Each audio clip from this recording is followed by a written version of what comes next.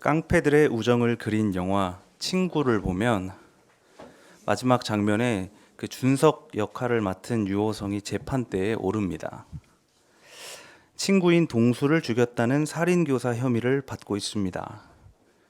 그래서 검사가 묻습니다.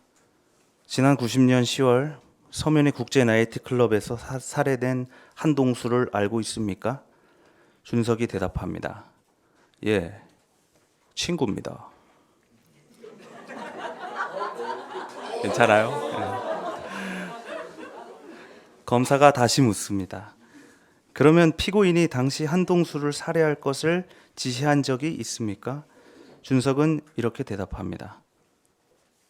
제가 지시했습니다. 실제로는 준석이 죽인 게 아니거든요. 그런데 준석은 재판장에서 자기가 친구 동수를 죽였다고 거짓으로 진술했습니다. 저는 준석의 마음을 모르겠더라고요.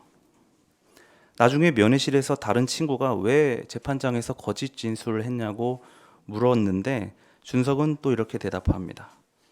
쪽팔리서. 건달로서 쪽팔리면 안 되니까 그랬다는 겁니다.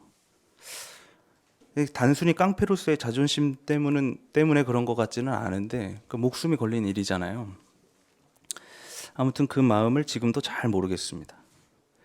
재판장은 진실을 가리는 곳입니다. 억울한 사람이 없게 하려고 유죄 확정 전까지는 무죄 추정 원칙을 따라야 합니다.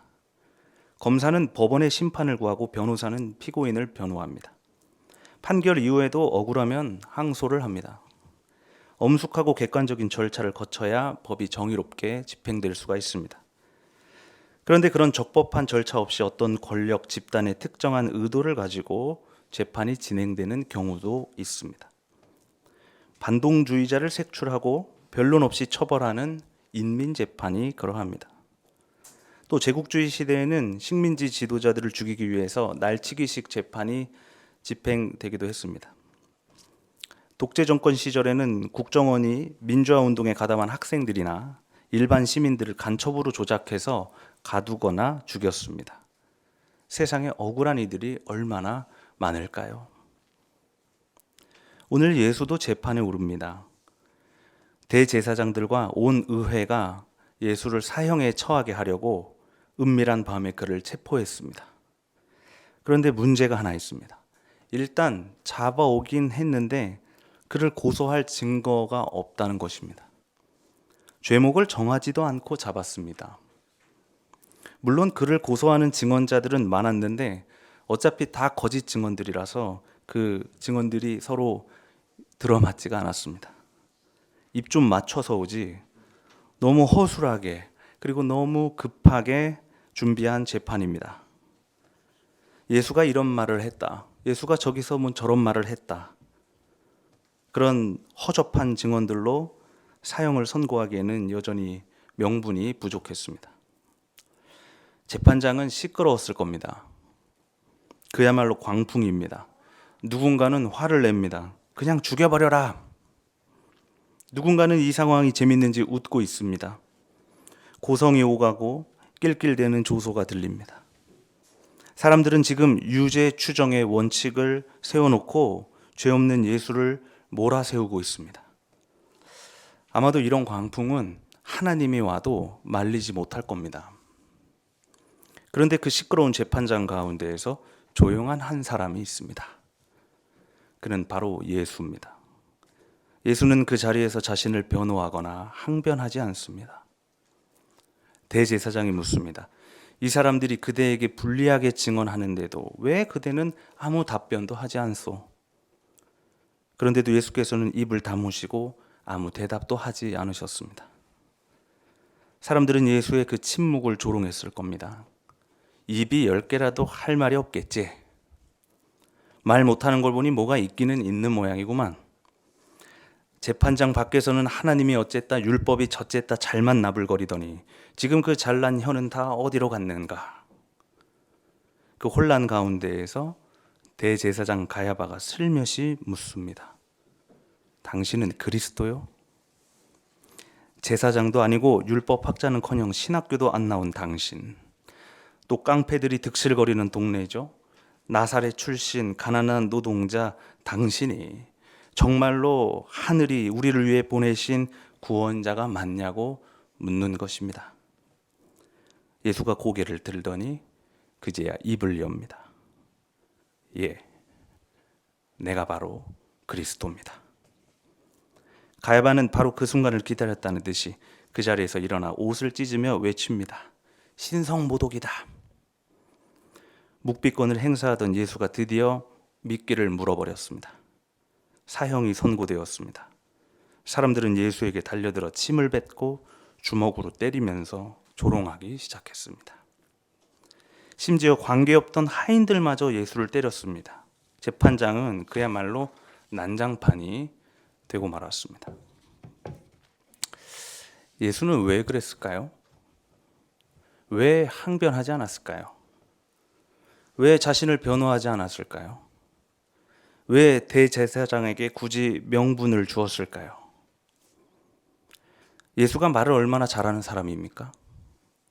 논쟁 이야기를 보세요. 한두 마디로 율법학자들을 모두 넉다운 시켰잖아요. 사람이 안식일을 위해 있는 것이 아니라 안식일이 사람을 위해 있는 것이다. 누가 강도 만난 자의 이웃이 되어 주었느냐? 가이사의 것은 가이사에게, 하나님의 것은 하나님에게. 예수는 가난한 이들을 위한 변호사 중에 변호사, 누구와도 말싸움에서 지지 않는 달변가 중에 달변가입니다. 그런 예수가 가장 중요한 순간에 침먹은 지네처럼 아무 항변도 하지 않았습니다. 예수는 어떤 마음이었을까요? 구약의 예언자 이사야는 오늘 이렇게 말합니다. 하나님께서 나를 학자처럼 말할 수 있게 하셔서 지친 사람을 말로 격려할 수 있게 하신다. 학자, 말을 얼마나 잘합니까? 저도 제가 다른 건 몰라도 자신 있게 공부한 분야만큼은 밤새워도 말할 수 있습니다. 그래서 예전에 연애할 때는 밤새워서 제가 배운 내용들을 말하곤 했는데 잠이 들더라고요. 한 분야를 열심히 공부하다 보면, 고뇌하다 보면 어떤 논쟁에서도 이길 수 있다는 자신감이 생깁니다. 지식과 말기술을 가지고 어떤 함정도 피할 수 있고 넓은 안목을 가지고 어떤 위협도 피할 수 있습니다. 말 잘하면 박수도 받고 호응도 얻을 수 있습니다. 그런데 그 학자의 말은 다투는 데가 아니라 지친 사람을 격려하는 데 사용하는 것이라고 이사야는 우리에게 가르칩니다. 심지어 이사야는 하나님의 진리를 알고 있으면서도 그 어떤 조롱과 순환도 피하지 않는 메시아의 모습을 그립니다. 나는 나를 때리는 자들에게 등을 맡겼고 내 수염을 뽑는 자들에게 뺨을 맡겼다. 내게 침을 뱉고 나를 모욕하여도 내가 그것을 피하려고 얼굴을 가리지도 않았다. 몰매, 전문 용어로 다구리라고 해요. 얼마나 수치스럽고 두렵겠습니까? 그런데 그는 그 수모를 다 겪으면서도 괜찮다고 말합니다. 그것은 지금 이 순간 그를 때리는 사람들이 아니라 그가 하나님만을 바라보고 있기 때문입니다. 주 하나님께서 나를 도우시니 그들이 나를 모욕하여도 마음 상하지 않았고 오히려 내가 각오하고 모든 어려움을 견디어냈다. 내가 부끄러움을 당하지 않겠다는 것을 내가 아는 까닭은 나를 의롭다 하신 분이 가까이에 계시기 때문이다. 누가 감히 나와 다투겠는가? 함께 법정에 서보자. 나를 고소할 자가 누구냐? 나를 고발할 자가 있으면 하게 하여라. 주 하나님께서 나를 도와주실 것이니 그 누가 나에게 죄가 있다 하겠느냐? 예수의 마음도 이랬을 겁니다. 적어도 이제는 너무 지친 나머지 다 포기하고 하나님 곁으로 가고 싶었던 것은 아닐 겁니다. 제자들을 그대로 버려두고 싶지도 않았을 겁니다. 잡히는 순간까지 제자들이 눈에 밟히던 예수였으니까요. 그리고 예수가 그 자리에서 아무리 자신을 변호하고 항변하더라도 아무도 그의 말을 듣지는 않았을 겁니다. 하나님마저 말릴 수 없는 이 세상의 광풍은 너무 미친 듯이 돌고 있어서 아무리 강한 정치인도 가라앉힐 수가 없고 아무리 뛰어난 학자들도 막을 수가 없습니다. 예수가 그 재판장에서 하늘의 진리를 선포하더라도, 죽은 사람을 살려내더라도 아무도 그를 믿어주지는 않을 겁니다. 광풍 안에서 예수는 자신을 때리는 그들을 보고 있지 않았습니다. 예수는 하나님만을 보고 있었습니다. 예수는 속으로 생각합니다. 나를 의롭다 하시는 분이 하나님이신데 누가 나에게 죄 있다 하겠는가? 누가 감히 나와 다투겠는가? 누가 감히 나와 겨루겠는가? 세상이 나를 믿어주지 않고 내가 지금 이 수모를 다 겪는다고 하여도 진리의 하나님께서 나와 함께 계시니 두려울 것이 없고 아쉬울 것이 없다. 예수는 그 어떤 두려움 하나 없이 한 발도 물러서지 않은 채 자신의 목숨을 구걸하지도 않고 기꺼이 세상의 십자가를 집니다. 예수는 항변하지 않았지만 우리는 이 말없는 십자가 안에서 예수의 항변을 봅니다. 세상 사람들은 비록 그것을 듣지 못하지만 그 소리 없는 아우성이 어찌나 큰지 저 높은 하늘이 다 들었고 여기 믿음 안에서 살아가고 있는 사람들이 그것을 다 들었습니다. 빌립보서가 오늘 우리에게 이렇게 말합니다. 여러분 안에 이 마음을 품으십시오. 예수의 마음입니다. 그는 하나님의 모습을 지니셨으나 오히려 자기를 낮추시고 죽기까지 순종하셨으니 그 십자가에서 죽기까지 하셨습니다. 우리는 가끔 광풍 안에 머무를 때가 있습니다. 아니, 요즘 세상이 광풍인 듯 합니다. 상식적으로 이해할 수 없는 일들을 국가 행정 체계 안에서 마주합니다.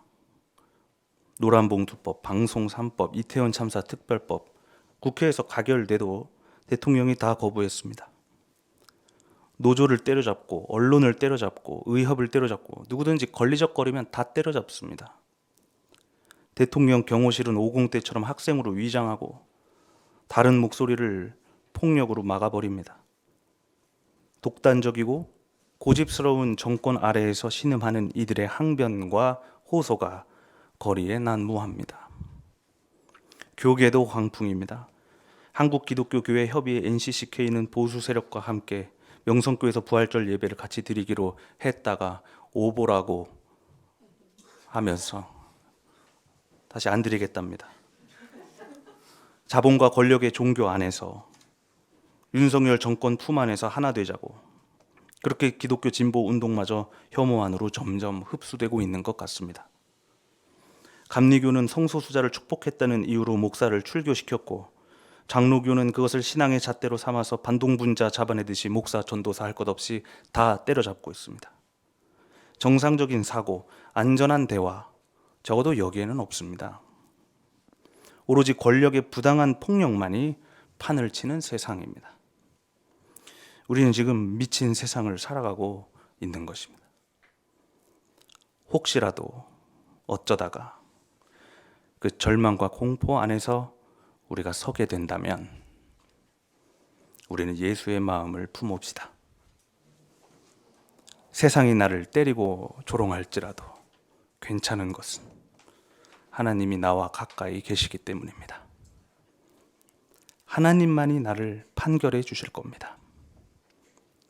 세상이 아니라 하나님만이 나의 사랑과 진실을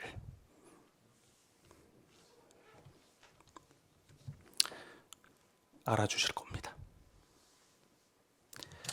사랑하는 교우 여러분, 만약 사형 집행 전에 면회 시간이 있었다면 예수의 친구가 물어봤을 겁니다. 네 재판장에서 와 그랬노? 예수가 대답합니다. 쪽팔리서. 내가 이래봐도 하나님 아들 아이가? 메시아가 쪽팔리면 안 될 거 아이가?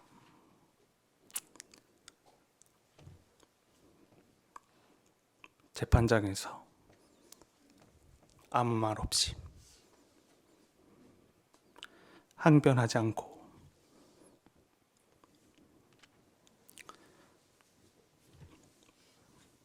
그 십자가를 지신 예수의 마음을 조금 알 것 같습니다. 우리 기도합시다. 하나님, 나의 마음을 알아주시는 분은 하나님뿐이오니 우리가 원수들 앞에 섰을 때 우리가 하나님만을 바라보게 하시고 우리 안에 그 고든 마음을 지켜주소서. 죄 없는 예수 그리스도 이름으로 기도합니다. 아멘.